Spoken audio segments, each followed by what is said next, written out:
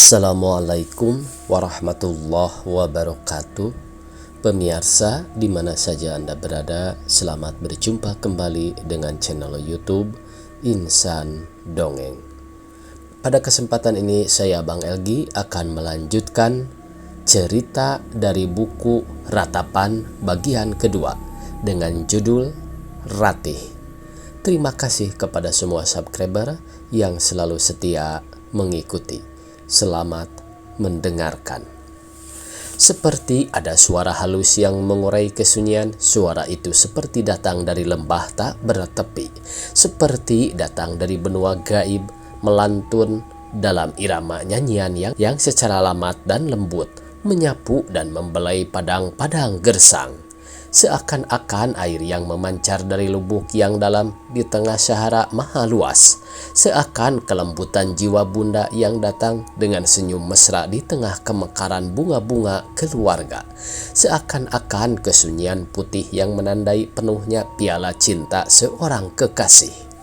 Demikianlah suara itu seperti menyadarkan aku dari mimpi. Ya, aku memang seperti bermimpi, seperti naik ke awang-awang, melintasi cakrawala luas, dan kemudian meluncur ke dunia keras dan terjal. Aku seperti jatuh dari suatu ketinggian, meluncur dengan kecepatan yang tak bertara.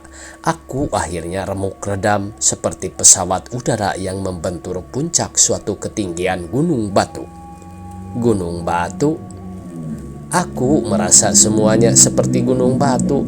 Hidupku rasa-rasanya seperti gunung batu yang runtuh memecah karena ledakan kepundan api yang membakar dengan lahar panas yang menghabiskan segala. Tak bersisa. Segala apa yang dapat dilewat lahar panas, segalanya musnah sebagai benda mati yang berubah menjadi abu. Hidupku rasanya seperti abu. Seperti abu? Ya, seperti abu yang diterbangkan angin, ringan dan tertiup kemana angin berhembus, kemana arah aku tak bisa menentu. Hanya melayang tanpa arah, hanya mengikuti arus. Kemana Bayu membawa aku? Bayu? Edan. Memang Mas Bayu ini terasa edan. Sejak bertemu dengan Mas Bayu, aku tak mampu berkutik. Ada sesuatu yang membuat aku merasa hidup kembali, seperti aku ini baru bangkit dari tidur yang panjang. Bahkan aku seperti barusan saja bangkit dari kematian, seperti napasku baru saja dapat dihembus dengan leluasa. Selama ini dadaku seperti diikat, dibebat dengan 1000 tali yang teramat kencang, sehingga dadaku tak mungkin dikembangkan untuk masuk keluarnya udara lewat paru-paruku. Hidupku jadi pengap, sesak, dan tanpa harapan. Tak ada sesuatu yang tanpa harapan. Suara Mas Bayu membawaku lebih sadar, membuat aku seperti baru siuman dari pingsan yang lama. Itu menurut Mas Bayu. Ratih lain dari Mas Bayu. Ratih? Bukan. Maksud Ratih? Dan karena? Ya, karena Ratih tidak seperti gadis biasa, suaraku terasa sendu. Justru Ratih punya kelebihan dari gadis-gadis biasa. Ratih mempunyai kemampuan yang luar biasa. Maksud Mas Bayu? Banyak gadis yang tidak seperti Ratih juga, tidak punya prestasi dan kemampuan seperti Ratih. Ratih? Mas Bayu selalu melebih-lebihkan. Justru aku berkata dengan sebenarnya. Ratih memang punya banyak kelebihan. Dalam kondisi aku seperti ini, ya, justru karena Ratih terpuruk dalam bentuk seperti sekarang ini, Ratih lebih dapat mengembangkan diri. Ratih lebih punya peluang untuk mendaki tangga keberhasilan. Benar? Kata-kata Mas Bayu memang lebih menyadarkan aku akan keberadaanku yang tidak sebagaimana manusia biasa. Ya, aku memang datang dengan segala kemalanganku, dengan segala ketidaklengkapanku sebagai manusia. Itu semua membuat aku selalu merasa tidak berarti hadir di dunia ini. Seakan aku ini dilontarkan dari dunia yang penuh tangis ke dunia yang berkubangan air mata. Hidupku seperti selalu berselimut lumpur, seperti selalu bermandikan malapetaka. Sejak dahulu, sejak aku mengenal dunia. Itu sudah lama lalu, bertahun sudah, tetapi bayangan mula-mula yang menoreh kegetiran rasanya tak hendak terkibas dari kenang-kenangan masa kanak-kanakku. Mengingat yang sudah-sudah berarti melangkah mundur jauh ke belakang. Tak ada orang yang berhasil karena ia mundur. Suara Mas Bayu seperti membangkitkan aku dari kenang-kenangan yang perih. Kalau sesuatu itu diingat sebagai ancang-ancang maju ke depan, itu lain soalnya. Itu namanya belajar dari sejarah. Sejarah tempat kita mengaca kejadian masa silam. Adakah masa silam itu baik ditiru? Ataukah masa silam itu justru berwarna hitam legam? Ratih tentu lebih suka melangkah ke depan. Melangkah ke depan? Adakah orang berjalan ke belakang? Orang yang mengandalkan emosi dan sentimentalitas adalah manusia yang melangkah ke belakang. Melangkah ke belakang berarti orang mundur untuk kembali menjadi bayi. Tetapi Mas Bayu lain. Mas Bayu tidak pernah mengalami seperti apa yang Ratih alami. Mas Bayu melangkah dengan mulus di atas jalan yang datar. Sedang Ratih, karena Ratih lain, maka Ratih harus terus melangkah dengan cara yang lain. Bukan bertopang pada sesuatu, tetapi bertopang pada kemampuan diri sendiri. Ratih akan lebih perkasa dari seorang pahlawan wanita. Mas Bayu keterlaluan. Justru aku melihat Ratih menyimpan nilai lebih. Katakanlah kalau gadis biasa dapat mencapai cita-cita secara baik dan benar karena tanpa rintangan badani, Ratih berarti lebih dari mereka. Ratih justru dapat melewati kendala yang menghalang jalan. Aku sendiri ragu terhadap kemampuanku, Mas. Apakah bukan karena belas kasihan? Itulah Ratih. Mengasah kepekaan memang perlu. Intuisi adalah indera keenam manusia. Tetapi memelihara emosi saja tanpa menggunakan rasio, samalah halnya kita memelihara kedunguan. Kedunguan tidak pernah membuat kita dapat mengadakan lompatan jauh ke depan. Jadi, Ratih mampu melompat ke depan? Mengapa tidak? Jadi, Ratih memang benar-benar memiliki kemampuan? Mengapa ragu? Jika ku ingat kembali semuanya, rasanya hidupku memang akan penuh bunga. Rasanya hidupku akan bertabur pewangian yang ditaburkan oleh kekasih. Tetapi apakah aku mampu terus maju ke depan? Apakah aku mampu tampil sebagai manusia yang penuh daya dan tenaga? Kata-kata Mas Bayu seperti masih terngiang di telingaku. Kata-kata yang seperti putaran rekaman itu seakan-akan diputar kembali di telingaku, membawa aku ke alam yang penuh harapan. Tetapi adakah memang harapan itu dapat menjelma menjadi kenyataan? Tidakkah aku nantinya hanya akan terkapar di tengah jalan? Tidakkah aku nantinya akan merana di dalam kesia-siaan? Sejak ku kenal dunia lebar terkembang, hidupku terasanya tidak pernah luput dari godaan petaka. Petaka pertama yang kurasakan adalah muasalku yang tak menentu. Siapakah orang tuaku? Tak pernah ku kenal. Siapakah ibu bapakku? Tak bisa ku bayangkan bagaimana bentuk dan rupa wajah mereka.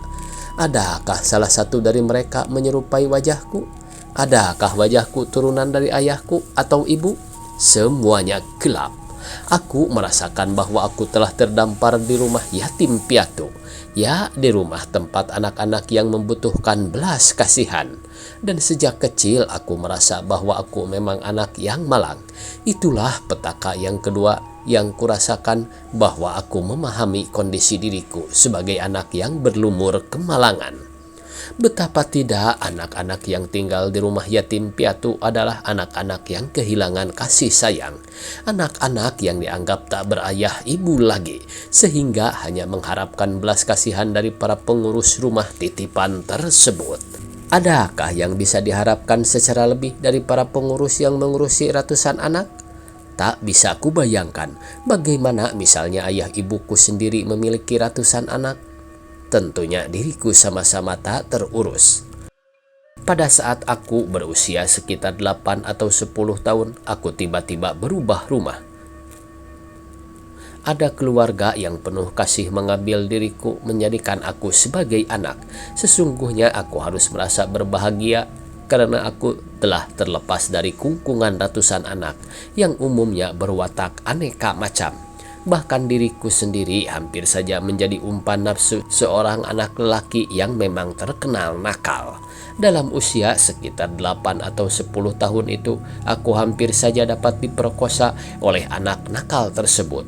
Untung semuanya dapat digagalkan oleh bantuan beberapa kawan sepenghuni rumah yatim piatu itu.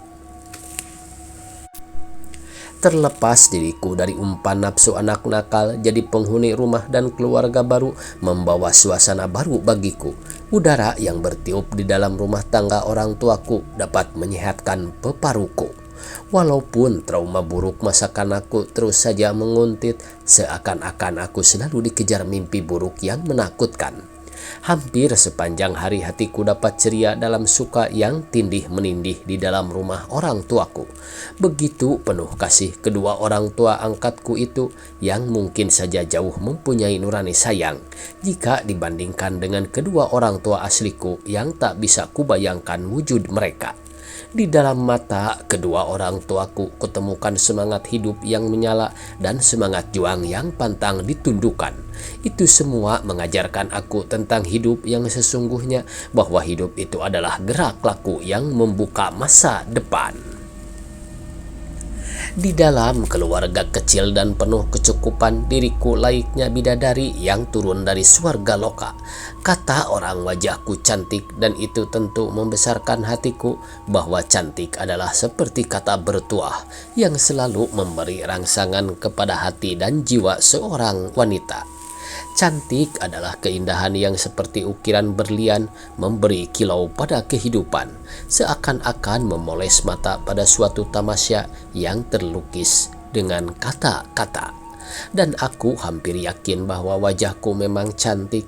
Itu tak bisa ditipu, karena setiap waktu aku dapat melihatnya di dalam kaca yang besar yang dipasang ibu di kamarku. Lewat kaca itu aku dapat dengan jelas memandang wajahku, wajah seorang gadis yang meningkat menjadi dewasa. Kulihat keayuan memancar dari sorot mata dan pantulan seluruh bagian yang membentuk wajah seorang gadis. Wajahku. Sampai aku lulus SMA, semuanya berjalan dengan lancar sampai tiba-tiba kemalangan yang kesekian menimpaku. Itu terjadi saat aku telah menginjak bangku perguruan tinggi, sejak aku berkenalan dengan Mas Bayu. Tiba-tiba saja pertama itu datang. Dimulai dari bintil yang tumbuh di kaki kiriku jauh di bawah lutut. Bintil itu tak menunjukkan gejala yang aneh, tetapi lama-kelamaan ia makin membesar dan membentuk bisul yang terasa mendenyutkan nyeri. Dan setelah diperiksa, ternyata bintil itulah yang membawa kiamat. Ia bukan bintil biasa, tetapi tumor ganas yang harus segera disingkirkan. Tak ada jalan lain, kakiku harus diamputasi. Kemalangan ini memang datang beruntun. Siapapun akan dapat membayangkan seorang gadis cantik dengan kaki yang mulus dan cantik. Tetapi kaki itu harus dibuang karena sedang mengandung penyakit. Siapapun tak akan mampu menahan rasa sedan di dada jika petaka serupa harus mengkilasi diri sendiri. Aku tak mampu mengatasi rasa sedih yang menggilas tanpa menyapa. Ia seakan-akan kejahatan yang dengan kehitamannya meruyak dengan ganas, menggerogoti kehidupan yang mengaliri seluruh nadiku. Rasa syukur dalam menerima cobaan seperti ini membuat seseorang akan mampu mengatasinya tidak dengan was-was. Ibu angkatku memberikan semangat kepadaku. Kehilangan kaki jauh lebih baik daripada kehilangan tangan. Tetapi lebih baik kalau tidak kehilangan, aku berkata seperti anak yang dungu. Tak ada yang ingin kehilangan. Suara Mas Bayu dekat di telingaku. Semua orang ingin utuh, ingin memiliki seluruhnya, ingin segalanya sempurna. Suara ayah angkatku ikut menimpali. Tetapi Semuanya akan terasa sempurna jika saja yang telah kehilangan tetap merasa bahwa ia tak pernah merasa kehilangan.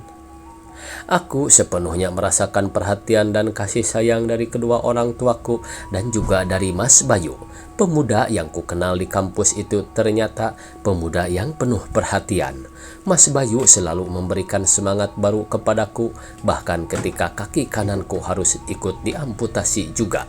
Mas Bayulah yang memberi semangat untuk hidup bagiku. Sebelumnya tak bisa kubayangkan bahwa aku, Ratih, seorang gadis hidup tanpa kaki.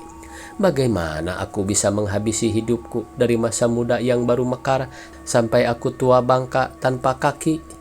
Bertahun-tahun sudah waktu menyeretku ke dalam keadaan yang penuh kemalangan. Semangat yang ditanamkan oleh Mas Bayu membuat aku mampu berdiri di atas keyakinan bahwa selama napas masih menghuni raga, harapan masih ada karena masih banyak yang dapat dilakukan. Walaupun raga sendiri sudah tidak sempurna, tetapi tentang cinta, siapakah yang mampu membagi cinta untuk seorang gadis tanpa kaki? Perihnya hati ini jika sudah mengenang kemalangan yang tanpa perasaan, harus merenggut segala yang disebut bahagia. Dan Mas Bayu sendiri, kebaikannya tampak terlalu tulus. Tetapi tentang cintanya, aku sendiri merasa kasihan memberikan diriku yang tak utuh untuk seorang pemuda yang penuh idealisme, untuk seorang pemuda yang membutuhkan pendamping yang komplit. Dan sejauh hubungan kami, sejauh aku mengenalnya, sejauh ia akrab dengan keluarga ayah ibu angkatku, belum terlontar pernyataan yang pasti tentang cintanya kepadaku. Adakah ia memang menaruh hati kepadaku, atau ia hanya menaruh belas kasihan kepadaku?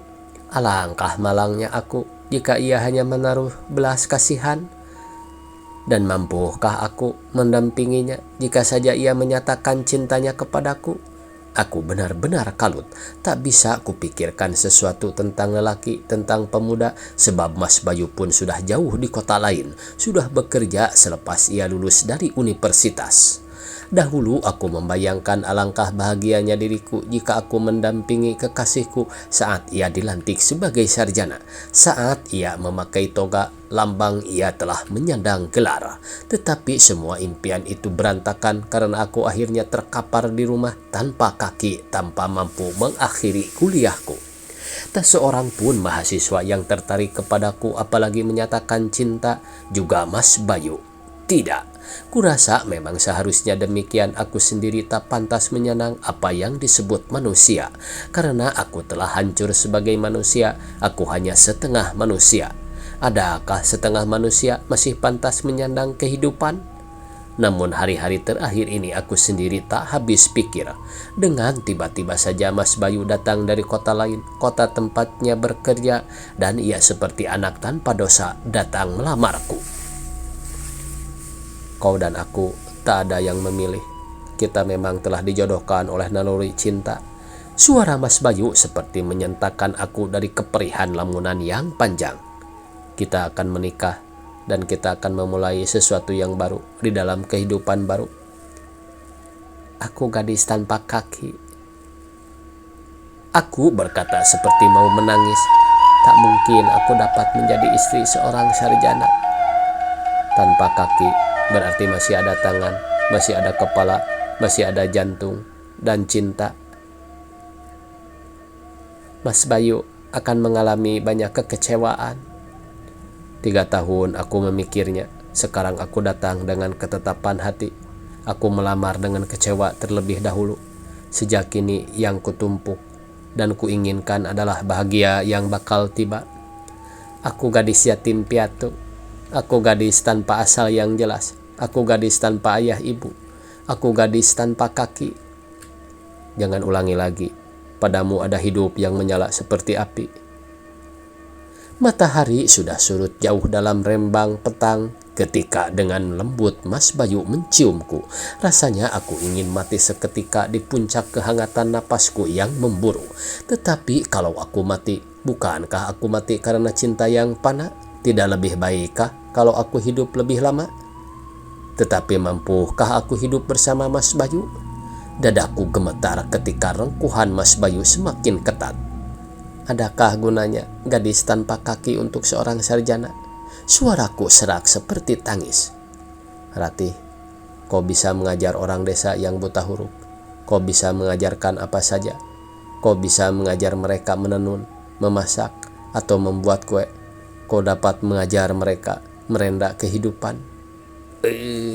Tamat pemirsa ratapan bagian kedua dengan judul Ratih. Jakarta 29 Agustus tahun 1985. Semoga esok kita bisa berjumpa kembali. Billahi taufiq wal hidayah. Wassalamualaikum warahmatullahi wabarakatuh.